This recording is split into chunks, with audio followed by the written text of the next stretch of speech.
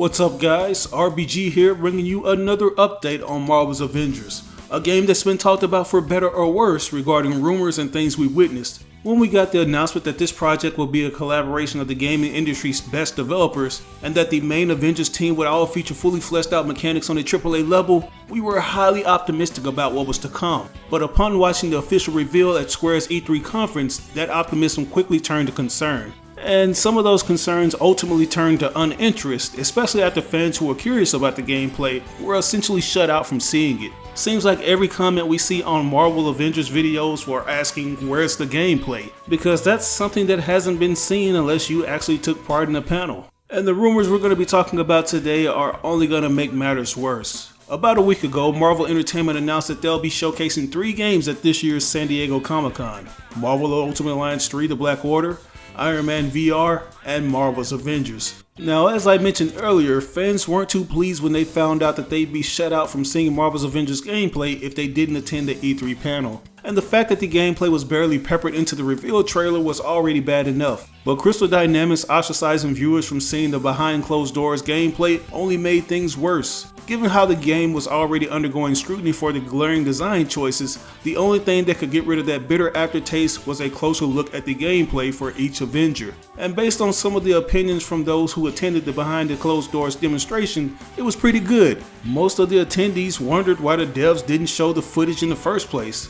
I know that what little footage I saw from the leak, it looked awesome, especially the Hulk's gameplay. Everything was what you'd want to see in an Avengers game. So I too thought it would have been a no-brainer just to give a live demonstration. But I did hear that there were some serious issues regarding the game's performance. Like I heard it was so bad that the frames would drop from 12 to 15 frames per second. So this is probably the main reason why Crystal didn't want to show off any of the footage. Because when you're revealing something at E3, it absolutely has to be polished upon its initial reveal. Having a game that can barely perform at 30 FPS would only make them look bad. So I thought Crystal was playing their cards wisely and would probably showcase the game at a later event. Well, fast forward to just 1 month later and we're hearing that they have something in store for us, or so we thought. Apparently, as mentioned earlier, the game will have a panel at this year's Comic-Con and is set to show what fans can really expect, as well as introduce some of the game's star-studded voice cast. The panel will unveil gameplay along with a panel with important people involved in the project. Crystal Dynamics director Shauna Sky will be one of the panel guests from the development team. Aside from him, prominent voice actors in the project such as Nolan North, Troy Baker, Laura Bailey, Travis Willingham, and Jeff Shine will also be present to answer fan questions. Supposedly, this segment will show new gameplay, which would then be followed by an autograph session with the voice cast of the game. But we don't really know if this gameplay will actually be new or something we've already seen in the leaks. What makes matters even worse is that Crystal seems to be repeating the same mistake they made at E3. Once again, the only people who will be able to see this supposed new gameplay is those who will be present at the panel. Talk about a kick in a scrotum. You'd think that the big people behind Marvel's Avengers would just fade into the background and continue refining the game until they actually have something that's presentable, but it seems like they're hell-bent on keeping the title in conversations, even if those convos are for the most part negative. I just want to know whose idea it is to keep up this bad publicity. I'm not sure if it's the publisher Square Enix or Marvel Entertainment themselves. On one hand, it isn't totally out of Square's character to keep ruining their game's appeal upon its official release. They've shown time and time again that they can prove to be negligent when specifying what their titles will be about and when they'll be released. On the other hand, I wouldn't be surprised if Marvel Entertainment just needed something to fill out their Hall H panel. Marvel Ultimate Alliance 3 seems to have lost most of its anticipation since it's nearing its release in a few days. And Iron Man VR, while ambitious, just doesn't seem like it can entice an audience since VR games aren't widely accepted by gamers. So having a fresh IP that seems to be the talk of the town would be their best bet to fill out their panel. People just want to know more about the Marvel's Avengers game, especially since it's said to have all these promising features. We've heard how it's going to be this epic adventure where we get to experience what it's like to be the Avengers in single or multiplayer, but not much has really been expanded upon. That's until we got more details in an interview given by WCCFtech.com. They basically go more in depth about the direction they're taking the game and what we should expect with the campaign. I'm not going to go over everything because it was a pretty lengthy article, so I'm just going to talk about some of the things that a good majority of fans have questions about.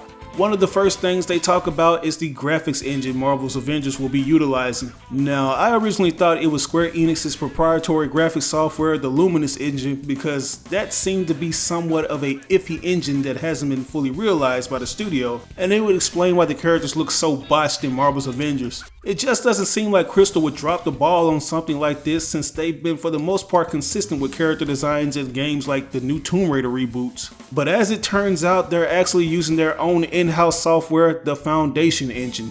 Apparently they started developing Marvel's Avengers with it a long time ago, but according to the creative director, the engine has since evolved through games like Shadow of the Tomb Raider, and this is all starting to make sense because Shadow of the Tomb Raider was a beautiful game. Pretty much all of the new Tomb Raider games have been some of the most breathtaking and technical titles to look at. I know there were a lot of fans who were crapping all over the Avengers A-Day reveal trailer, saying that it looked like a trailer for a mobile game, and some of you clarified that the visuals looked like a pre-rendered CG cutscene, that's why you were saying that. But I can assure you guys, when Crystal Dynamics stated that everything was in-game, it was literally in-game.